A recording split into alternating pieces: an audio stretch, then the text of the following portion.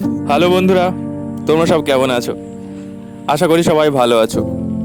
এই ভিডিওতে আমরা আলোচনা করব 2024 টি20 ওয়ার্ল্ড কাপ আসরে চ্যাম্পিয়ন টিম ভারত থেকে শুরু করে রানার্স আপ আফ্রিকা এবং সেমিফাইনালিস্ট আফগানিস্তান ও ইংল্যান্ড এর এছাড়াও বাকি সকল টিমগুলো প্রাইজ মানি কত পেল এই নিয়ে।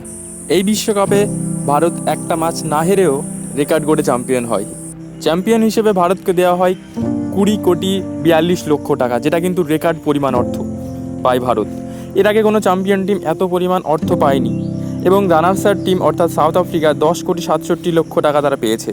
বিশ্বকাপের বাকি দুই সেমিফাইনালিস্ট আফগানিস্তান এবং ইংল্যান্ড তারা পেয়েছে 6,56,00,000 টাকা। সেকেন্ড রাউন্ড থেকে বিদায় নেওয়া বাকি চারটে দল ইউএসএ, ওয়েস্ট ইন্ডিজ, বাংলাদেশ এবং অস্ট্রেলিয়া তারা 3,18,00,000 টাকা করে প্রাইজ মানি পায়। এরপর 9 থেকে 12তম স্থান দখল করতে পেরেছিল যে টিমগুলো, যেমন পাকিস্তান, স্কটল্যান্ড, শ্রীলঙ্কা এবং নিউজিল্যান্ড, তারা 2,06,00,000 টাকা করে পেয়েছে। এবং 13 থেকে শেষ অর্থাৎ 20তম স্থান পর্যন্ত যারা দখল করেছিল, যেমন Netherlands, Nepal, Uganda, Papua New Guinea, Oman, Ireland, Canada, তারা পেয়েছে 1,87,00,000 টাকা।